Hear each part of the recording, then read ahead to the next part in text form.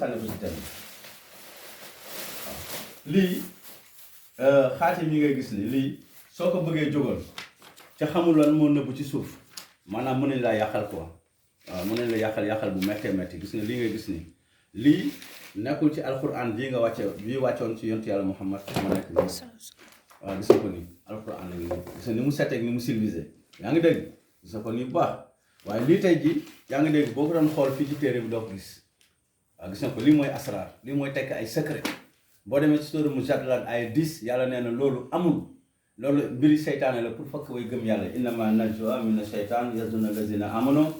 wa laysa bi daarin shay'an illa bi iznillah wallahi fatawakkalul mu'minun mu ngi noonu insha allah kon lii ay secret la yoo xam ni mokkal alquran tafsir ko taxul nga xam ko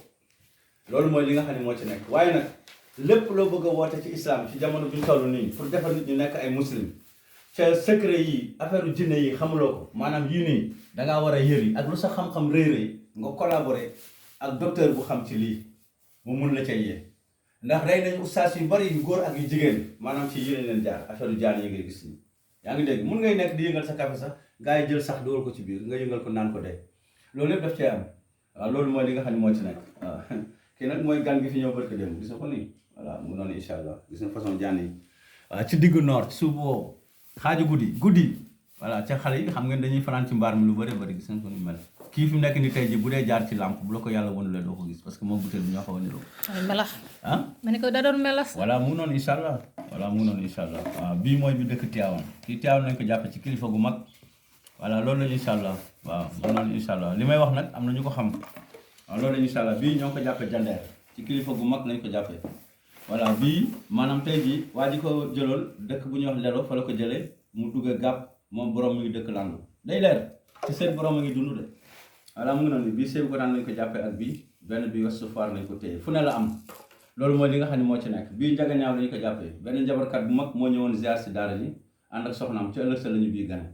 voilà loolu incha allah mais keroog may dem dëkkam pour def waxtaan de taalibeem ñëw ci man xamal mu ne ma dëkk yooyu amoon na jamono bu fa nit dee sax xale du dem parce que dafa bëri ay jaami jinne ma ne ko waaw gannaaw bu ñu fi jógee moom am na bu ñu gane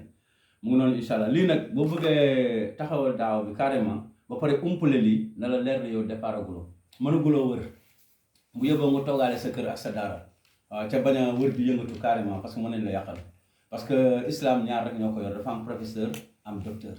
docteur bi nag mooy xam yàqu siyaat na insi wal jinn ak musrik bi ak ay bagaasam ak awliya seytaan bi ak ay bagaasam ak pactam ak jinne toog mën a yónni jinne muy jama ko ñoom loolu mooy li nga xam ne moo ci nekk galaaj bu mu mën a doon boo déggee diw galaajam toj na li muy tekki mooy jinne bi àndoon ak galaaj bi moom moo dem loolu mooy galaaj bu toj loolu mooy li nga xam ne moo ci nekk ba tax na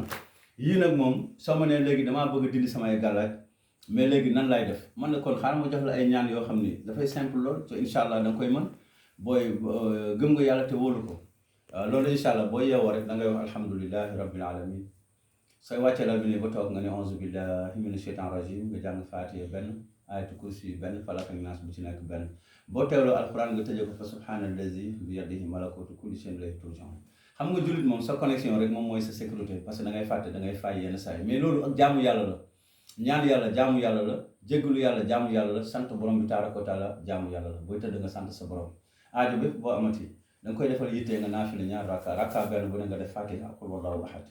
voilà loolu incha allah léegi ba pare si julli gi rek da ngay sujjoot ba'da a'uuzu billahi min shaytan rajim nga def fatiha def benn ixlaas qul wallahu ahad suñu borom maa ngi lay ñaan sa kàttan ak sa yërmande lépp lu yomb yaa ko yomb lu jafe yaa ko jafe parce que noonu la ko wax suratul Fatiha aaya 2 maa yaftahillahu linnaasi ila axir aaya boobu mooy wax ci loolu yàlla ne na lu ma yombal mu yoon lu ma jafe mu jafe maay ki am kattan te maay ki not dama dugal ko ci thème bi loolu la incha allah waaw loolu la incha allah waaw loolu moo tax su ko defee nag comme ci mbirum seytaane la ñuy wax moo tax ñu leen di indil seeni bagage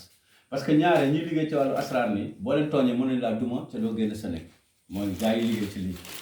su ko baax waaye professeur yi nga xam ne par exemple ñoom alxuraan ci la ñuy jëfandikoo jàng ko ak tari ko tafsir ko ak la ca yàlla wax loolu ci lañ yem dama lay wax ne loolu ñoom xamul lii voilà lii nga gis ni waaw lii ñoom xamuñu ko lii nag moom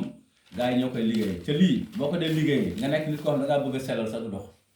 voilà loolu mooy li nga xam ne moo ci nekk ci gàttal ñu koy liggéey genn wàllu yëpp ay saay lañu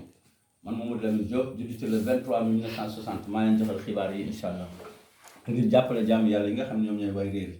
loolu nag mooy li nga xam ne moo leen la defal leeral tey jii fii ci daaray Kennel Yàlla bi iznillahi taala mbokk yi asalaamaaleykum wa rahmatullah